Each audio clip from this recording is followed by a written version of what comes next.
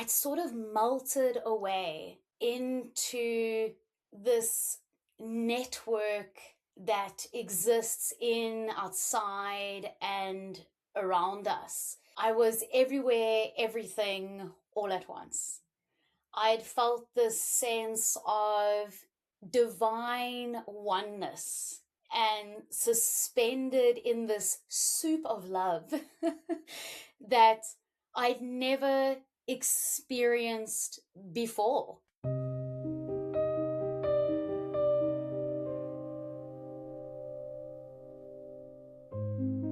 Hello, everybody, and welcome to Energy Healing Conversations. We're in our second series of spiritual awakening stories.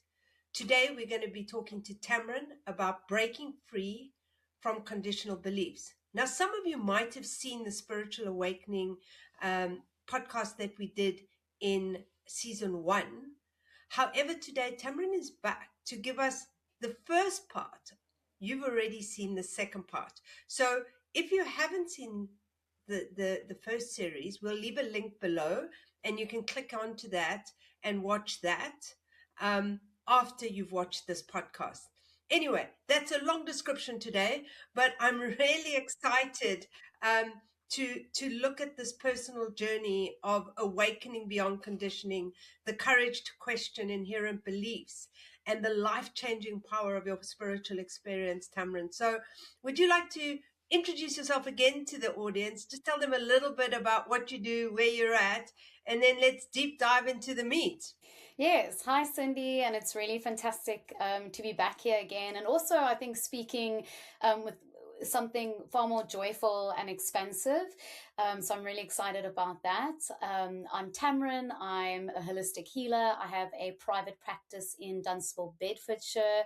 I always say my work meets people in the depth of their challenge, and I take a really integrative approach to my work. And of course, I'm a tutor and mentor at the International School of Intuition and Healing. So a warm welcome to you. Tamrin, I'd like to start at the beginning. If I'm correct, you were living in Cape Town. Tell us about your, I always call it my previous life or my previous life or my past life, and kind of give us a bit of because I think there are things in your story, because I know your story quite well, that will really kind of resonate with our listeners or viewers. Um, you know, so especially around the church, redundancy, divorce, those things in life. But just talk a little bit what that looked like so people can get a feel for it. Yes, of course. So I was living in Cape Town at the time, and we're talking a much younger Tammy. So in my early 20s, really coming into young adulthood, coming out of the family home, so to speak, and, sort of following the trajectory of expectations that was placed upon me, but also which I internalized. So I went to university, got a degree, which I think at that time I'd sort of referred to myself as agnostic. But when I'd lost my late aunt, I started questioning things and sort of found solace in the church, the sort of where I'd grown up, sort of knowing the Bible and Christianity. And um, when I found myself in the church, I went all in and kind of went really hard with conservative beliefs, and kind of met someone and had a young love and got married really young. I guess feeling a little bit of this pressure from the church and what I thought was the right thing to do to get married really young. And it unraveled really quickly. I think I was 23 at the time. We didn't really know each other in the way that we needed to know each other in order for a marriage to work. And honestly, I didn't know myself. I think that was really the biggest takeaway from that is I actually didn't know myself. I was sort of wearing a mask. I had put on what I thought I needed to in order to be the good person or the good Christian. but I couldn't help but feel there was this underlying um, sadness, I would say, and uh, uns, an unfulfillment about where my life was. And I couldn't help shake this feeling that even though I was in the church and I was doing the worship, I was leading the worship and part of these groups and these communities, something didn't feel right within me. I started questioning some of the belief systems that I had grown up with. Is that what really makes me a good person? Um, you know, should I really ostracize someone if they don't believe in certain belief systems? And really, my divorce, I think, was the catalyst to that. I sort of walked out of my marriage at the time with the clothes on my back, literally. I didn't even have a bank account to my name. Um, I so naively went into it and walked out just really with nothing, and had to build myself up from the ground again. This was also happening while I was working for a company, ironically, also run by a very staunch Christian man. And the company was folding, and I was also sort of left in the lurch there as well. So I was humbled, to say the least. I had to move back into my father's house. I had nothing to my name. I remember even my car's engine seized at the time. They say it doesn't rain, it pours. And I just remember being in the absolute pits of my life. And I'm not going to romanticize it and say that I dealt with that in a really good way, because I didn't have the tools that I did now back then. I fell into partying and drinking and dating and really doing destructive behaviors to try and deal with what I was going through. So that was really the start to the questioning that wasn't even so much a question. I just knew that things were falling apart around me. For those who have either grown up with a very structured um, church background and kind of the systems and structures within that could be quite limiting and quite suppressive, um, and I guess to a point can be quite judgmental in comparison. And we'll talk about the Christ consciousness, because I think there's a big difference between those the that very structured tell do dominating um church environment. And I think a lot of people can identify with having, but tell me, what did it do to your beliefs? Like, you spoke about your beliefs growing up because the church was something you found after being agnostic. What were the belief patterns you were running, but like that was supporting your having the party time in your life? So, I grew up with a very Christian background, and sort of my own rebellious was to become agnostic when I went to UCT, because I'd sort of was experiencing this new wide world and this new way of thinking that university introduced me to, which was really exciting. And when my late aunt, who I was incredibly close with, was tragically killed and unexpectedly passed, that was the belief system then I clung to again. It's because it's what I knew. I didn't know. I mean, obviously, I knew there were other religions out there, but, I didn't really know that there was any other way for me to connect spiritually. This was the framework I knew. I think for me, where things started to feel, where there was a resistance, where something was not aligning, was I really connected with this Jesus Christ. I really connected with this message of love, particularly in the New Testament. And I know this is very cliche, and perhaps there's some truth here, but when I looked around to the people in my environment, they were not showing the same love. And in fact, quite the opposite to that. And sort of under the guise always of, we call it in our industry now spiritual bypassing, but it's almost like Christian bypassing in that religious framework. And I want to say this really gently because I'm in a really good place with my family now, but I was also looking to my family and seeing, how these belief systems, even though I was being told this is what we believe, that's not what I was seeing from my family and from my community that was surrounding me. When I got divorced, I was asked to step down from leadership, I was asked to step down from the worship team, and I felt really isolated and alone. I'd felt ashamed that I had failed at something like marriage, which was this really, you know, um, pinnacle of success for a woman, or so I believed, and that I'd failed to make that work, and also at the time I didn't even mention this, talking about this earlier.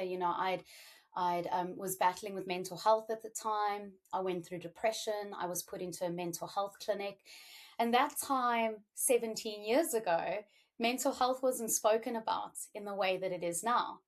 So again, I was failing as a Christian. I was failing as someone who should just have the joy of God and the joy of Jesus.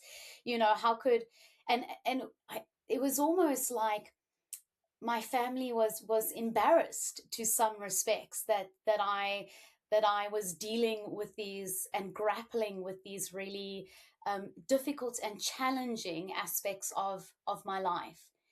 So I really struggled to see the Jesus and the character of Jesus and his teaching in the people that surrounded me, and particularly when I needed it most. And um, I think that's what really made me reconsider if what this seems to be a problem not only with my family but in the places that I'm working with Christians there seems to be an echo here. Mm-hmm. So then you turn to party time, dating, drugs, sex, drugs, and rock and roll, right? So what happened? So something. How did you try? You went from the church to there, and I'm guessing you didn't find what you were looking for there. It might have numbed it from time to time, but what was the point of change? Where the point of where you started to seek again? So, I think I completely rebelled from that life. And, again, the typical cliche, how do you rebel? Well, we'll numb it with alcohol and we'll be out to all hours of the morning, because if I could just continue to distract myself, then I wouldn't have to really face what I'm feeling inside. And I thought that was the answer, because that's what I'd seen in the world. That's what had been modeled to me as the way to deal with these things. If I wasn't doing Christianity, well, I'm just going to do what the world does, right? And just kind of dive into this. And I guess you did it properly. I did it properly. I took it really seriously. No, but I sort of got to a point, and I feel like Spirit's even showing me now, where I'd broken both my wrists at my brother's wedding. Now you can imagine Tammy, who's already the black sheep of the family, breaks her wrists from dancing at her brother's wedding. I mean, I think it was really sort of like a rock bottom moment in my life, and I think, what's that saying, when you hit the bottom, the only way is up. And I was staying, I think I had to move back to my mom's house, even though they didn't want me to come live there, because I couldn't care for myself. I had two broken wrists. And I think I slowly from there started picking myself up and out of the trenches of life, out of the real the rock bottom, and started slowly piecing myself back together again. So what led you to book a hypnotherapy session? Because like, when did that happen? Because that was a turning point, wasn't it? So I had met my now husband Giorgio about a year, 2 years later, after I'd sort of gotten a bit better back on my feet. I had a good job again, and I got a new car. you know, things were things were looking up, and I'd met my then husband. We'd sort of hit it off, and it really was. I don't want to. He's going to love this if I say it was love at first sight, but the connection was really there from the get go, and we just had this real connection. And he, at the time, was a hypnotherapist. He'd qualified in kinesiology. And he started slowly introducing me to this world of this alternative way of looking at things. But I was still very much, it still felt like, oh, if I do, is this evil? Is this wrong? If I'm not looking at this through the lens of Christianity, then God says that there is only the one God. And so I was very tentative about coming into this world. And to be honest with you, I think at that time it was again, here's this theme. It was a costume, the aesthetic. The aesthetic appealed to me of spirituality. It was colorful and fun. And I thought, this is exciting. And I don't think I fully understood what the work and the connection was really about. But what I will say, even though it was this sort of began as a superficial sort of engagement, um, it did sort of lead me into this deepening of work, of starting to ask questions about, okay, why do I feel this is wrong? And why do I have this conflict within? Is this really how I feel? Is this because the way I was brought up? And so this questioning started to arise again, and I started to look at things around my childhood. And at the same time, I was also feeling frustrated that I couldn't move on from my childhood, that it was something that still felt so raw. And so I thought, I want to get over this. I want to move on from this, naively, as we just say, oh, we're going to deal with it. And I reached out to Claudia Klein at the time. I think you know her, Cindy. She's a very well-known hypnotherapist in Cape Town. And yeah, said to her, I would like to work on my childhood issues, and sort of none the wiser of what would transpire from there. So tell us what transpired. I know the story, but So, it's interesting. It's about 7 years ago.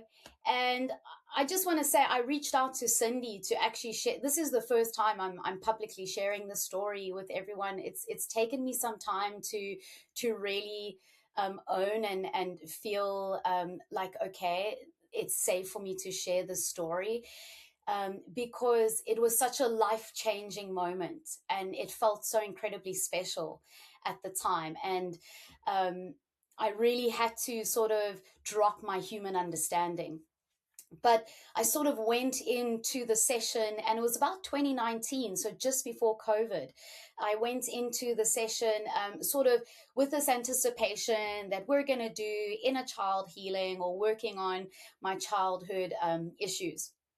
It was my first, sorry, no, it wasn't my first time I'd experienced hypnotherapy. I'd experienced some hypnotherapy sessions with Giorgio, um, but nothing prepared me for what transpired. And as Claudia took me under, um, I sort of was transported to um, what I believe was India, and sitting on a bridge at the time, and there was a festival for Ganesh happening, and I didn't know who Ganesh was. I sort of afterwards had to go look up all these things, and I was meditating in this hypnotic experience. And what I can only describe it as is, I'd sort of melted away into this network that exists in, outside, and around us. I was everywhere, everything, all at once. I'd felt this sense of divine oneness and suspended in this soup of love that I'd never experienced before. I read my journal entry earlier about this because after this experience I journaled it, and um, one of the things that I'd um, written here is I transcended and so did space. Everything flowed into itself, revealing lives long gone and stories once lived. I was neither here nor there. I was nowhere and everywhere. And as I closed my eyes on human understanding, I found myself at one with the universe. And yeah, I mean, it still makes me quite emotional today because I think I touched something then that I still feel very incredibly privileged to have touched. Um, I sort of, in that experience, Claudia very beautifully guided me through that experience where I met with what I now call a council of light beings. I, at that time, didn't have the language for this because I didn't know what I was experiencing, but um, they were sort of formless and golden and filled with light. And one of the things that I've written here is there was a familiarity between us, between me and these sort of formless light beings that surrounded me. And they spoke with such love and quite a sense of humor as well, which I thought was quite enjoyable. I sort of came with these questions around, like, is God real and is religion real? And they were sort of like laughing, like I'm a little child, like, but in the most loving way, like, oh, our little child Tamrin, who's really just taking her first step on this path. And we just love you, that real sense of just being so held by them and welcomed into this experience of universal love. And really, that the labels and the religious labels don't matter. But having said that, what they also said to me at the time is that is important for some people, that some people do need a religious framework and that there is purpose for it, but it's not necessarily needed. It's not the only way to access this divine consciousness, that you don't have to access it through a religious framework. And I remember saying to them before I sort of came out of the experience, I said to them, how do I come and find you again? How do I do this again? How do I connect with you again? And what they said to me, and I have it written here, the green vortex of the heart chakra will grow, step through it, and transcend. And at that time, I didn't know what chakras were. I didn't know, that we had these energy bodies. I didn't know any of this. This was completely new to me.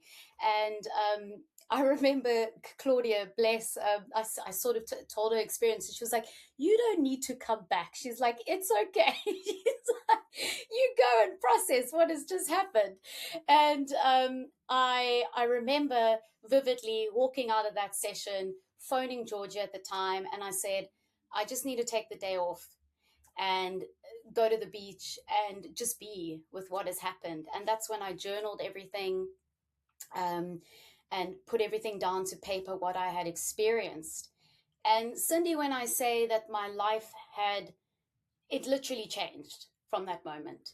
Everything that I thought, I believed, and knew had been completely drawn away, and a sort of brand new perspective had been gifted to me. And I think ever since that moment, it has been my mission to help others discover that for themselves, not as something that's outside of them, but something that is inherently and innately within us. And that's just so lovely. Although it was out there, it is in here. And I think that is really important to understand. Um, is that counsel still available, or is that changed over the years, Tamrin?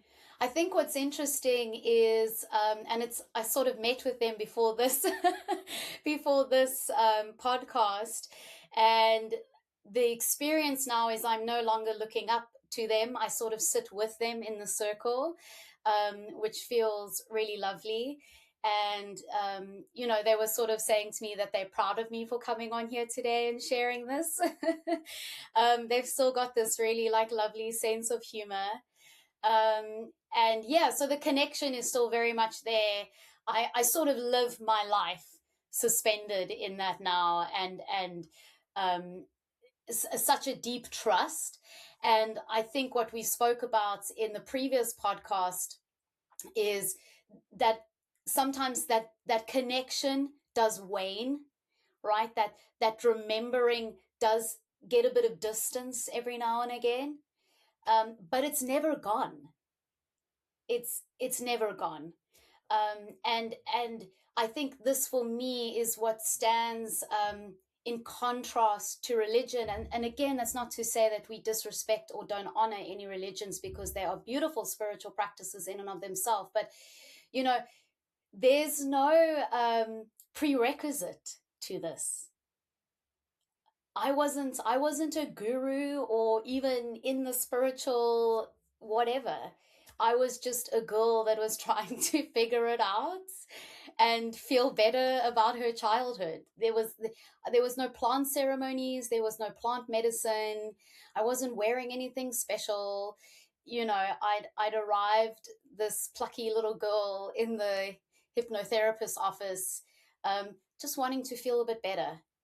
And I think that's important to say, because I think that we think that these experiences are only for the chosen, or for the, but really everyone. And in fact, I think spirit, I call it spirit, you can call it universal consciousness or source, I think really desires to connect with everyone in that way, really desires to connect with people in that really loving way. And I don't think that you need any accolades or even a bad history, to get there, or to access it from within. So I think that's really beautiful. I think that lucky you, you had a spiritual awakening and journey without the medicine, which also says that it is available. We are able to access those type of experience. Yes, there was a hypnotherapist, but that we can access higher realms. I'm going to be a little bit cheeky and ask, does your council have any kind of message for our audience today? And I'm going to put you on the spot, but is there a message for all of us? Oh, that's a good question. So say that again, please, Cindy.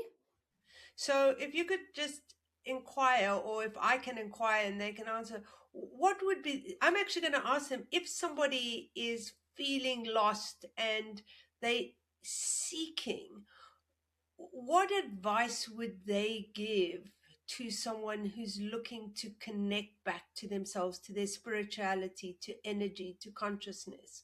What could your counsel support them, us with at this time? Yeah, just a sense of that you are worthy of that connection, and drop out of the head and into the heart. The heart is the gateway, the heart is the access, because it is that deep connection to love from where we came, and to love to where we will return.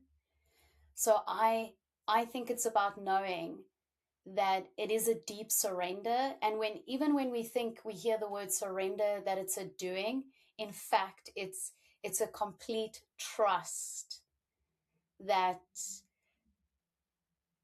you are worthy of a loving, divine connection to the universe, and knowing that the universe is connected to you in a loving, divine way, and that it's got your back. I feel like it's like the universe has our back. So even though we might look at the world right now and think we might we might be made to believe that things are not working out for us, things absolutely are working out for us, and trying to recalibrate and move and shift so that we can all come into this place of love and oneness that everyone is worthy and deserving of experiencing and connecting to.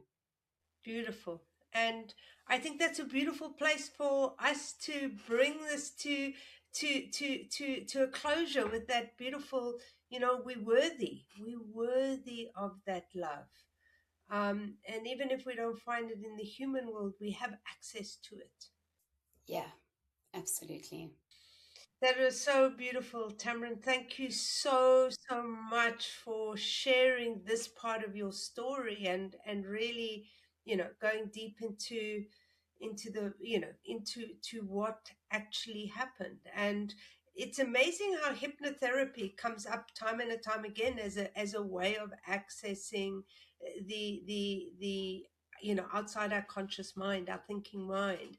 And so there are many different ways that we can surrender into that. But thank you for sharing about your counsel, and thank you to your counsel for sharing their wisdom and knowledge with us, and allowing you to be part of our community and being here. If it wasn't for them, I'm not sure. No, me too. And I feel like they're laughing now because at the time there was a certain urgency to their words. Like, it's time, Tamron. Like, get yourself together. Um, it's an absolute pleasure, Cindy. And I think when I messaged you about wanting to share the story, there's no other community that I would want to share this with than with our community. It feels very safe and held, and I know that it will resonate with the people that needs to resonate with, and who need to hear this, and that's my hope, that someone might be seen and resonate with this. So we just send out the podcast with love from ourselves and your counsel.